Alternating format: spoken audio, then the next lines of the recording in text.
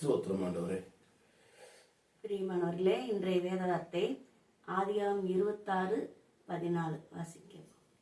அவனுக்கு ஆட்டு மந்தையும் மாட்டு மந்தையும் அநேக பணிவிடைக்காரரும் இருந்தபடியினாலே பெலிஸ்தர் அவன் பேரில் போராமை கொண்டு அவன் தகப்பனாகிய ஆபிரகாமின் நாட்களில் அவனுடைய வேலைக்காரர் வெட்டின துறவுகளை எல்லாம் தூர்த்து மண்ணினால் நிரப்பி போட்டார்கள். அபிமேலுக்கு ஈசாக்கை நோக்கி, நீ எங்களை விட்டு போய்விடு, எங்களை பார்க்கிலும் மிகவும் பலத்தவனாய் இருந்தான். அப்பொழுது ஈசாக் அவனிடம் விட்டு புறப்பட்டு கேராரின் பள்ளத்தாக்கிலே கூடாரம் போட்டு அங்கே குடியிருந்து தன் தகப்பனாகிய ஆபிரகாமின் நாட்களில் வெட்டினவைகளுக்கும் ஆபிரகாம் மரித்த பின் பெலிஸ்தர் தூர்த்து போட்டவைகளுமான துறவுகளை மறுபடியும் தோண்டி தன் தகப்பன் அவைகளுக்கு இட்டிருந்த பேர்களின்படியே அவைகளுக்கு பேரிட்டான். அப்ப பெலிஸ்தர்கள் எவ்வளவு தூரம் பொறாமை கொண்டு இருக்கிறார்கள். ஆமென், அல்லேலூயா. அப்ப ஈசாக்கு ஒவ்வொரு இடத்துக்கும் போகும்போது பெலிஸ்தர்கள் அவர்களை அவ்வளோ கொடுமை செய்திருக்கிறார்கள். அவ்வளோ அவர்களை துரத்துறதிலே குறியாக இருந்திருக்கிறார்கள். ஆமென், அல்லேலூயா.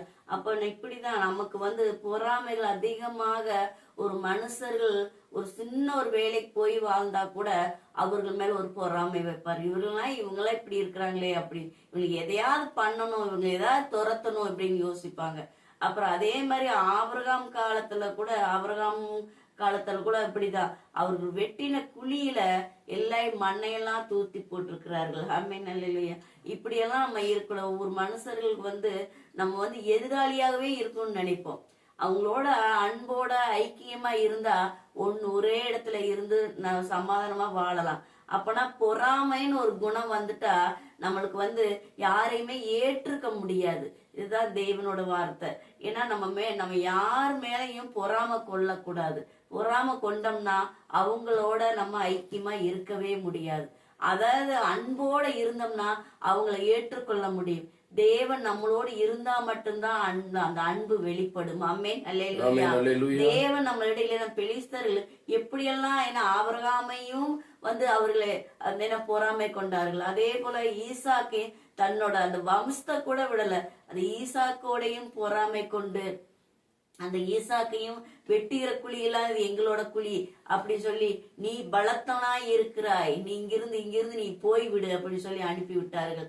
அப்ப ஒவ்வொரு இடத்துலயும் பொறாமப்படுற குணங்கள் இருக்க நம்ம நல்லவங்க அந்த இடத்துல நம்ம வசிக்கவே முடியாது. ஏன்னு கேட்டா தேவன் அவர் நம்மளோடு இருக்கிறதுனால, ஏன்னா அந்த ஒவ்வொரு சூழ்நிலையிலும் நம்ம அந்த இடத்துல இருக்க விட மாட்டார்.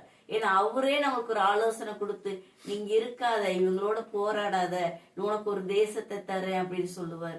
அப்ப அந்த சூழ்நிலையில தான் நம்ம வெளியே வரோம். இல்லைன்னா நம்மளா ஒரு இடத்துக்கு நம்ம போறது இல்ல. ஒரு இடத்துல மக்களோட நம்ம ஐக்கியமா இருக்கும்னு நம்ம நினைத்தா கூட மறுபடியும் ரெண்டாவது என்னன்னா அந்த மக்கள் விட மாட்டார்கள். நம்ம எவ்வளவுதான் இணைஞ்சு போய் அவங்களோட நம்ம அன்பா இருக்குன்னு நினைச்சா கூட அவங்களோட பொறாம குணம் நம்மள ஒட்ட விடாது. ஏன்னா அதிகமா அவங்க இருதயத்துல பொறாம குணம் ஜாஸ்தியா இருக்குது.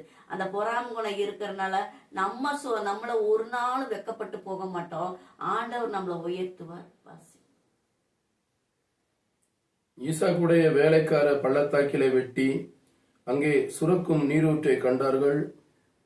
கேராரூர் மேய்ப்பர் இந்த தண்ணீரை தங்களுடையது என்று சொல்லி ஈசாக்குடைய மேய்ப்பர்களுடனே வாக்குவாதம் பண்ணினார்கள். அவர்கள் தன்னோட வாக்குவாதம் பண்ணினபடியால் அந்த துறவுக்கு ஏசேக் என்று பெயரிட்டான். வேறொரு துறவை வெட்டினார்கள், அதை குறித்தும் வாக்குவாதம் பண்ணினார்கள். ஆகையால் அதற்கு சித்தனா என்று பெயரிட்டார். பின்பு அவையிடம் விட்டு பெயர்ந்து போய் வேறொரு துறவை வெட்டினான். அதை குறித்து அவர்கள் வாக்குவாதம் பண்ணவில்லை. அப்பொழுது அவன், நாம் தேசத்தில் பழகும்படிக்கு இப்பொழுது கர்த்தர் நமக்கு இடம் உண்டாக்கினார் என்று சொல்லி அதற்கு ரெகோபோத் என்று பெயரிட்டான்.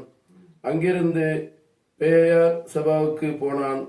அன்று ராத்திரியிலே கர்த்தர் அவனுக்கு தரிசனமாகி, நான் உன் தகப்பனாகிய ஆபிரகாமுடைய தேவன், பயப்படாதே, நான் உன்னுடனே கூட இருந்து என் ஊழியக்காரனாகிய ஆபிரகாமின் நிமித்தம் உன்னை ஆசீர்வதித்து உன் சன்னதியை பெருக பண்ணுவேன் என்றார். ஆமேன். அல்லேலூயா. அல்லேலூயா. அப்ப இப்படிதான் எத்தனை இடத்துல அவங்க அந்த குழியை வெட்ட வெட்ட அவங்களுக்கு வந்து எத்தனை தடைகள் பண்ணியிருக்காரு. ஆமேன். அல்லேலூயா. இப்படிதான் நம்ம ஒவ்வொரு தேசத்திலும் இருக்கும்போது ஒவ்வொரு இடத்துலயும் மக்கள் இருந்து கொண்டுதான் இருப்பாரு.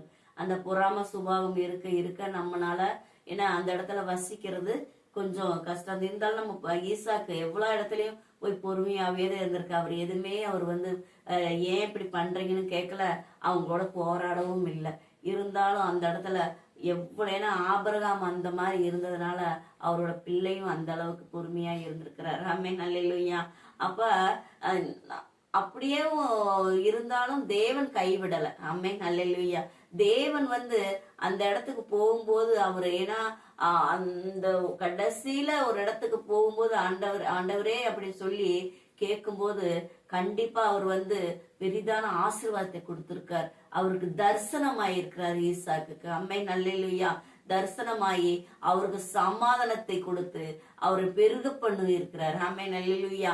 அவர் பயப்படாதேன்னு சொல்லி, பயப்படாத, ஒன்றுக்கு கவலைப்படாத, நான் உன்னோடு இருக்கிறேன்னு சொல்லி அவரை ஆசீர்வதித்து பல மடங்கு உயர்த்தி இருக்கிறார். ஆமென். அல்லேலூயா. இந்த நாள்ல கூட நம்ம ஒவ்வொருவரும் நமக்கு பிடித்து ஏன்னா ஒருத்தர் துரோகம் பண்ணிடுவாங்க, ஒருத்தவங்க வேணா பொறாம கொண்டு என்னென்ன செய்ய முடியுமோ செய்வாங்க. அதுல எல்லாம் நம்ம சோர்ந்து போக கூடாது. ஏன்னு கேட்டா தேவன் நம்மளோடு இருக்கிறார், ஒரு கரம் நம்மளோடு இருக்குதுன்னு சொல்லி இந்த நாள்ல கூட நம்ம விசுவாசிக்கும் போது கண்டிப்பா இந்த ஈசாக்குக்கு நடந்த அற்புதம் நமக்கும் நடக்கும். ஏன்னா அவங்க அடிக்க வராங்கன்னா நம்மளும் போய் அடிக்க கூடாது, அவங்க குத்த வராங்கன்னா நம்மளும் போய் குத்த கூடாது. அவங்க வராங்களா, நம்ம வந்து முடிஞ்ச அளவுக்கு பொறுமையா போகிறது நல்ல விஷயம். ஏன்னா நம்ம முடிஞ்ச அளவுக்கு அந்த இடத்துல நம்ம வந்து தேவனை முன் வைக்கணும். தேவனை என்ன நடந்தாலும் நீர் பார்த்துக்கொள்ளும். ஏன்னா தேவன் சொல்லுகிறார், நீ சும்மா இரு, நான் யுத்தம் செய்வேன் என்று. ஆமென். அல்லேலூயா. அவர் யுத்தம் செய்கிற தேவனாய் இருக்கிறார். அதனால நம்ம ஒன்றுக்கும் பயப்பட வேண்டாம். அப்பனா நம்மளுக்கு ஒரு தேசத்தை கொடுப்பார். இது போல ஒரு தேசத்தை கொடுத்து நம்ம அவர் கரத்தை நம்மேல் வைத்து நம்மளை பெரிதாக ஆசிர்வதிப்பார். ஆமென். அல்லேலூயா. ஆசிர்வதித்து உன் சந்ததியை பெருக பண்ணுவேன்னு சொல்லி இருக்கிறார். ஆமென். அல்லேலூயா. இந்த நாள்ல நம்ம சந்ததியை பெருக பண்ண போகிறார். ஆமென். அல்லேலூயா. அப்ப இதுக்கெல்லாம் நம்ம என்னன்னா பொறுமையா காத்திருக்கணும். அப்பனா அவனோட பெலிஸ்தர்களோட ஈசாக்கு சண்டை போட்டிருந்தா அது என்ன ஆயிருக்கும், அதெல்லாம் வெட்டு கொத்து நடந்து உயிருக்கு தான் பாதிப்பு வந்திருக்கும். பல பிரச்சனைகளை மறுபடியும் சந்திச்சிருப்பாரு. ஏன்னா ஈசாக் பொறுமையாகவே இருந்து ஒவ்வொரு தேசமா போயிருந்திருக்கார். போயிருக்கும் போது தேவன் கூடயே போயிருக்கிறார். ஆமென். அல்லேலூயா. அவர் கூடவே இருந்ததுனாலதான் அந்த பெலிஸ்தரை எல்லாம் மேற்கொள்ள முடிஞ்சது. ஆமென். அல்லேலூயா.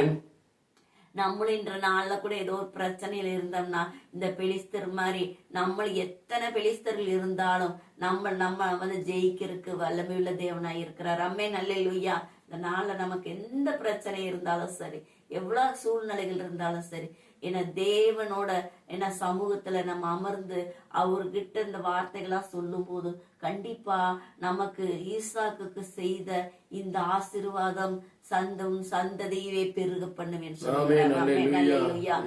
நம்ம சந்ததியை பெருக பண்ணுவார். நம்ம கவலைப்பட, நம்மளுக்கு எதிராளி இருக்காங்க ஒரு நாள்னு கவலைப்பட வேண்டாம். இன்னும் நீங்க அமைதி பெறுங்க, தேவன் யுத்தம் செய்வார். ஆமென். அல்லேலூயா.